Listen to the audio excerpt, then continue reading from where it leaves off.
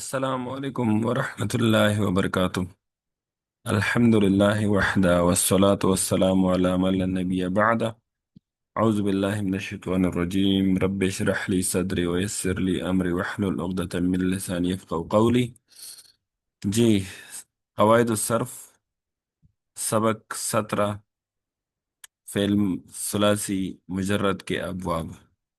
جی، ثلاثی مجرد کے 6 ابواب ہیں۔ اس میں ہے نصر، ینصر، ضرب، یضرب، سمع يسمع، فتح يفتح، کرم یکرم، اور حسب یحسب۔ اس میں یہ 6 ابواب ہیں ثلاثی مجرد کے۔ اچھا جی، تو یہ پہلا جو باب ہے اس کا نام ہے نصر ینصر۔ یہ ثلاثی مجرد کے ابواب ہیں، نصر ینصر۔ اس میں علامت یہ ہے کہ ماضی میں عین کلمہ مفتوح ہوگا اور مضارع میں مضموم ہوگا۔ تو عین کلمہ سے ہم اس کو پہچانیں گے۔ تو یاد رکھیں، یہ جو نصرہ ہے اس میں یہ فا کلمہ ہے، یہ صاد جو ہے یہ عین کلمہ ہے، اور را جو ہے یہ لام کلمہ ہے۔ تو جس میں یہ عین کلمہ جو ہے یہ صاد، یہ مفتوح ہوگا فعل ماضی میں، تو یہ جو ہے نصر ینصر ہوگا۔ اچھا جی، اگر مضارع کو دیکھیں، فعل مضارع ینصر، تو یہ اس میں عین کلمہ ہے اور یہ مضموم ہے، تو یہ نصر ینصر باب ہے۔ تو یہ اس کی پہچان ہے کہ ماضی میں اس کا عین کلمہ مفتوح ہوگا اور مضارع میں عین کلمہ مضموم ہوگا۔ یہ اس کی پہچان آ گئی۔ اچھا،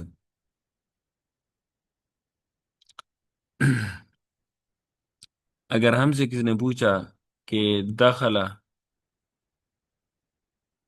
یدخل،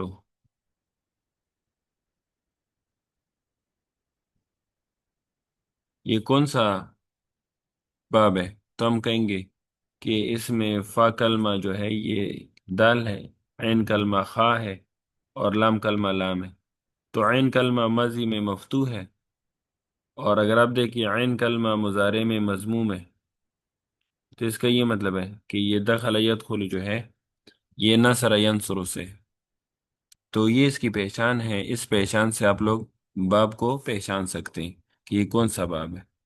اچھا جی، دوسرا باب اس میں لکھا ہوا ہے ضرب، ضرب یضرب، ضرب یضرب۔ اچھا جی، اس میں علامت یہ ہے کہ اس میں جو عین کلمہ ہے وہ مفتوح ہوگا ماضی میں، اور مضارع میں وہ مکسور ہوگا، مضارع میں وہ مکسور ہوگا۔ اچھا جی، تو اس کا یہ مطلب ہے کہ ادھر بھی عین کلمہ مفتوح ہے، ادھر بھی مفتوح ہے، لیکن ادھر مضموم ہے مضارع میں اور ادھر مکسور ہے۔ یہ اس میں دونوں میں فرق ہے۔ تو ضربہ کو دیکھیں، ضربہ یہ ماضی ہے، تو فا کلمہ جو ہے زواد ہے، را کلمہ جو ہے یہ عین کلمہ ہے، اور یہ جو با ہے یہ لام کلمہ ہے۔ تو عین کلمہ جو ہے یہ مفتوح ہے، تو جب یہ مفتوح ہے تو اس کا یہ مطلب ہوا کہ یہ ضرب یضرب باب ہے، اور یہ جو یضرب ہے مضارع کا، تو اس میں جو عین کلمہ ہے یہ مکسور ہے، را، را اس میں عین کلمہ یہ مکسور ہے، تو اس وجہ سے یہ ضرب یضرب باب ہے، ضرب یضرب۔ اچھا جی، تو اس میں تیسرا ہے سمع یسمع۔ اس میں عین کلمہ مکسور ہوگا اور مضارع مفتوح ہوگا، عین کلمہ مکسور ہوگا اور مضارع مفتوح ہوگا، سمع یسمع۔ تو اگر آپ سمع میں دیکھیں، سمع، اور یہ ہے یسمع، تو اس میں عین کلمہ میم ہے، تو یہ مکسور ہے، سمع، اور ادھر عین کلمہ مفتوح ہے، تو اس کا یہ مطلب ہوا کہ ماضی میں یہ مکسور ہوگا اور مضارع میں یہ مفتوح ہوگا۔ اچھا جی، چوتھا باب ہے ہمارے پاس، فتح یفتح، فتح یفتح۔ اچھا، تو اس میں فتح یفتح میں ماضی اور مضارع دونوں میں ان کلمہ مفتوح ہوگا، دونوں میں ان کلمہ کیا ہوگا؟ مفتوح ہوگا۔ اچھا جی،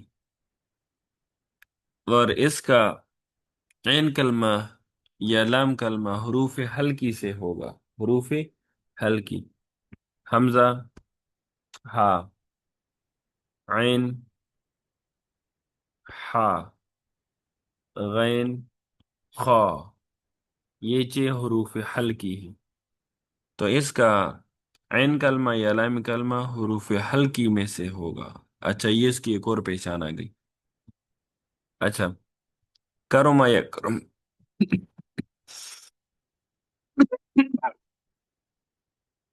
اس میں ماضی اور مضارع دونوں مضموم، عین کلمہ مضموم ہوگا، دونوں میں عین کلمہ مضموم ہوگا۔ اچھا جی، تو یہ ان دونوں میں ایک کامن بات آ گئی، ادھر دونوں میں عین کلمہ مفتوح ہوگا، اور ادھر کرم یکرم میں دونوں میں عین کلمہ مضموم ہوگا، حسب یحسب، تو اس میں جو ہے دونوں میں عین کلمہ مکسور ہوگا، دونوں میں، ماضی اور مضارع دونوں میں، ماضی اور مضارع دونوں میں عین کلمہ مکسور ہوگا۔ تو یہ تین ابواب میں یہ تین باتیں مشترک ہیں، تین ابواب میں یہ تین باتیں کیا ہیں؟ مشترک ہیں، یعنی اگر آپ دیکھیں فتح یفتح میں جو ہے دونوں کا عین کلمہ مفتوح ہے، کرم یکرم میں دونوں کا عین کلمہ مضموم ہے، اور حسب یحسب میں دونوں کا عین کلمہ مکسور ہے، تو ادھر دونوں مفتوح، دونوں مضموم، دونوں مکسور، یہ بات یاد رکھیں۔ تو یہ تین ابواب جو ہے، فتح یفتح، کرم یکرم، حسب یحسب، اس میں ماضی مضارع دونوں میں یا مفتوح ہوگا، فتح یفتح میں، کرم یکرم میں دونوں میں مضموم ہوگا، اور حسب یحسب میں دونوں عین کلمہ دونوں میں ماضی اور مضارع دونوں میں عین کلمہ مکسور ہوگا، تو یہ بات یاد رکھنی ہے۔ باقی جو ابواب ہیں ان میں کہیں پر عین کلمہ مفتوح ہے، کہیں پر عین کلمہ مکسور ہے، تو وہ آپ لوگوں نے یاد رکھنا ہے کہ یہ جو باقی کے تین ابواب بچ گئے، تو اس کے لیے اپنی یاد رکھنا ہے کہ ماضی میں ادھر عین کلمہ مفتوح ہے، ماضی میں، اور مضارع میں مضموم ہے، اور ادھر بھی ماضی میں عین کلمہ مفتوح ہے، یہ دونوں سیم ہو گئے، اور ادھر میں ماضی میں عین کلمہ مکسور ہے، اور ادھر ماضی میں عین کلمہ مکسور ہے، اور ادھر مضارع میں عین کلمہ مفتوح ہے۔ اچھا، تو اس کی مطلب ہے کہ ان تینوں کا جو مضارع والا ہے وہ الگ الگ ہے، مضموم مکسور مفتوح، مضموم مکسور مفتوح۔ اچھا جی، اور ادھر عین کلمہ ماضی میں مفتوح مفتوح اور مکسور۔ اچھا، تو یہ آپ لوگوں نے یاد رکھنا ہے کہ کدھر عین کلمہ مکسور ہوگا، کدھر مفتوح ہوگا، تو یہ یاد کرنے کی چیزیں ہیں۔ اگر یہ یاد ہو گئیں تو اس سے آپ کو پہچان آ جائے گی کہ کون سا باب ہے اور یہ کس باب سے۔ تو ثلاثی مجرد کے ہمارے پاس یہ 6 ابواب آتے ہیں۔ اچھا جی، آخر میں لکھا ہوا ہے فائدہ، باب کرم یکرم ہمیشہ لازم آتا ہے، لازم اس کو کہتے ہیں وہ فعل جس کا اثر فاعل تک محدود رہے۔ یہ آپ کو یاد ہوگا، پہلے پہلے اسباق میں ہم پڑھ چکے ہیں کہ جس کا اثر فاعل تک محدود ہو تو اس کو فعل لازم کہتے ہیں، اور دوسرا جو ہے فعل متعدی ہوتا ہے جس کا اثر مفعول بھی تک پہنچے تو اس کو کہتے ہیں فعل متعدی۔ اچھا جی، تو یہ کہہ رہے کہ جو کرم و یکرم ہے یہ ہمیشہ لازم آتا ہے، پہلے لازم آتا ہے، جبکہ باقی پانچ ابواب لازم اور متعدی دونوں طرح آ سکتے ہیں، تو یہ اس میں یاد رکھنے والی بات ہے۔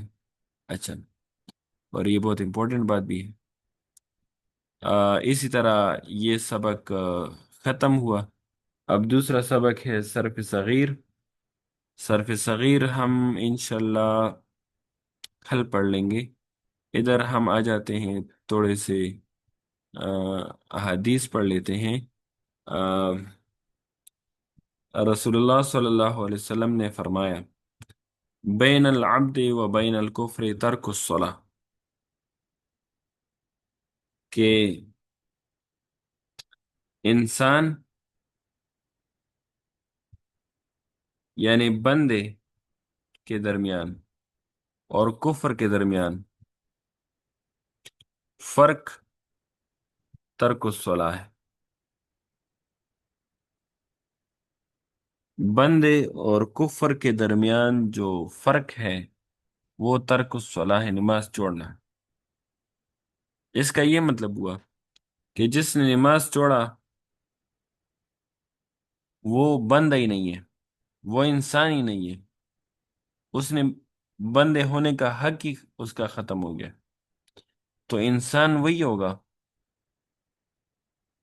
جو نماز پڑھے گا، جو اللہ تعالیٰ کی عبادت کرے گا، جو اللہ تعالیٰ کی حکیمیت کو تسلیم کرے گا، جو اپنے خالق کو پہچانے گا، جو اپنے خالق کے احکام کو بجا لائے گا۔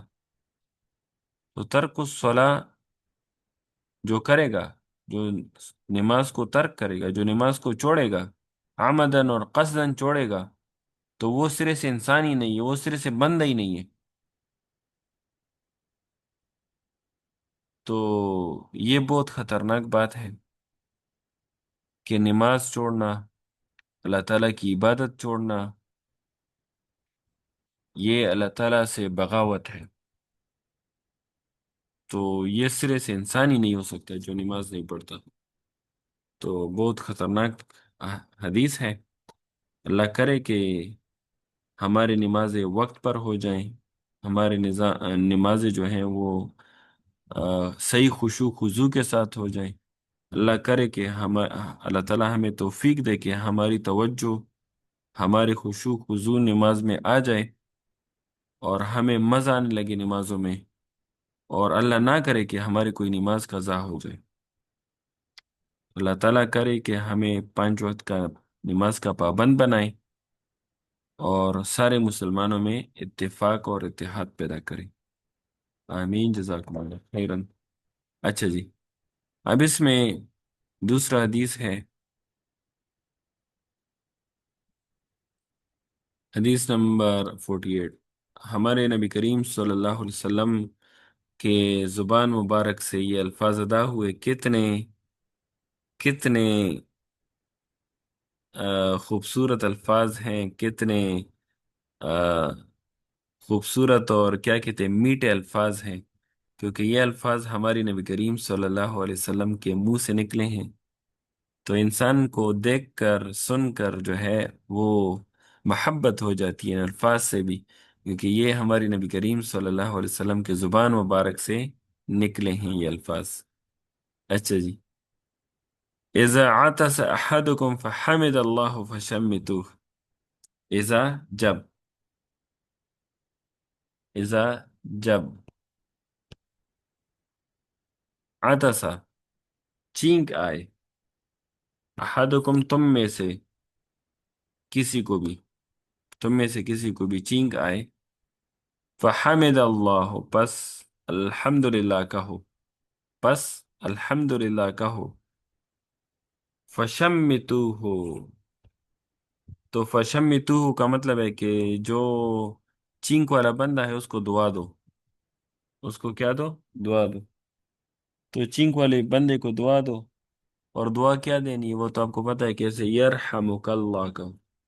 اگر اگر لڑکی ہے، آپ کی بہن ہے، آپ کی بیٹی ہے، تو آپ اس کو کہو یرحمک اللہ، اور اگر آپ ایک ہی لفظ کہتے ہیں تو آپ کو یرحمکم اللہ، تو آپ اسے دعا دو، تو وہ الٹا آپ کو پھر دعا دے گا، وہ کہے گا یہدیکم اللہ و یصلح بالکم، اچھا جی، تو ہمیں ایک دوسرے کو دعائیں کرنی چاہیے، اور یہ بات یاد رکھیں کہ جب بھی آپ چینک جو ہے کسی کو چینک آئے اور وہ چینکے تو وہ زور سے الحمدللہ کا، اس میں بالکل بھی نہ شرمائے، اس میں بالکل بھی نہ شرمائے، ہماری نبی کریم صلی اللہ علیہ وسلم کی سنت ہے، اس کو زندہ کریں، اور بالکل بھی نہ شرمائے، تیز آواز سے کہے الحمدللہ، تاکہ سب لوگ سنیں اور سب لوگ آپ کو دعائیں دیں، کیونکہ جب آپ کے لیے کوئی دعا دے گا یرحمک اللہ آپ کو کہے گا، تو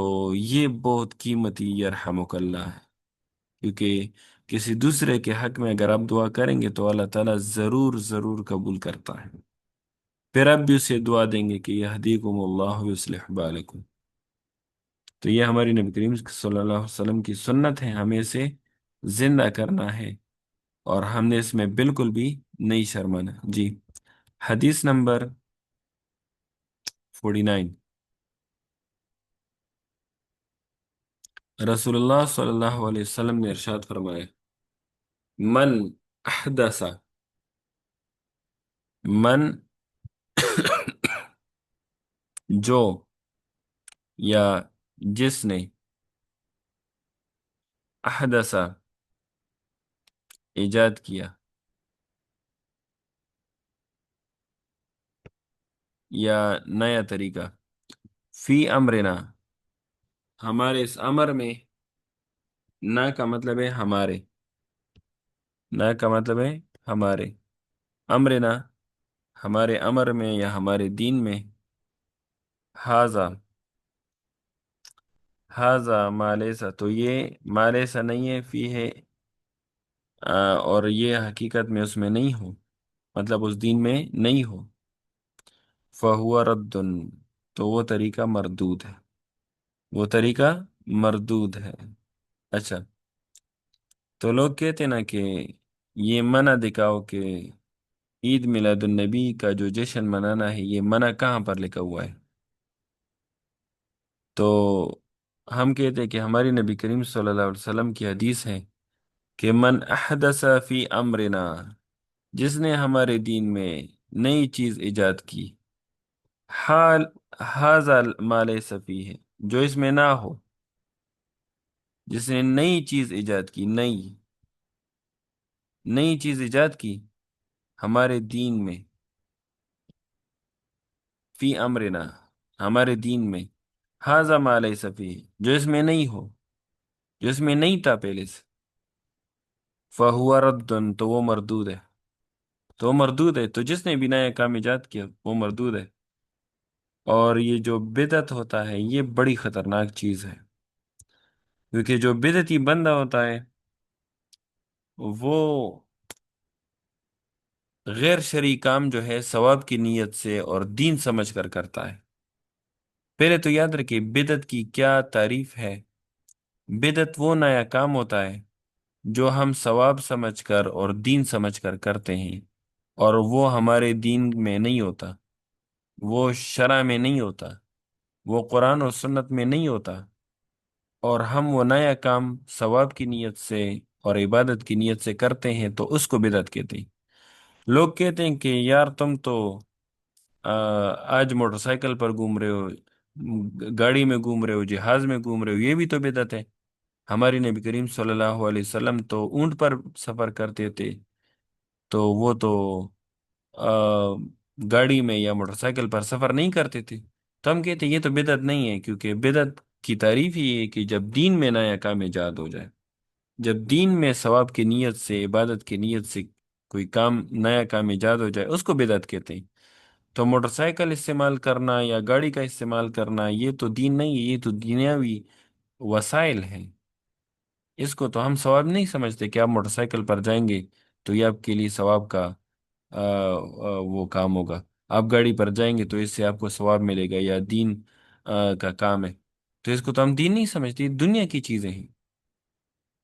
تو دنیا کی چیزیں الگ ہیں، دنیا میں یہ چیزیں آپ مباح ہے، یہ آپ استعمال کر سکتے ہو دنیا کے وسائل، لیکن اگر دین کی بات کریں گے تو دین میں آپ کوئی نئی چیز ایجاد نہیں کر سکتے، دین ہماری نقل ہے وہ ہم نبی کریم صلی اللہ علیہ وسلم کے نقش قدم پر چلیں گے تو ہم صحیح راستے پر اور ہدایت پر ہوں گے، اگر اس سے ادھر ادھر بھٹکیں گے تو پھر نامراد اور ناکام ہوں گے۔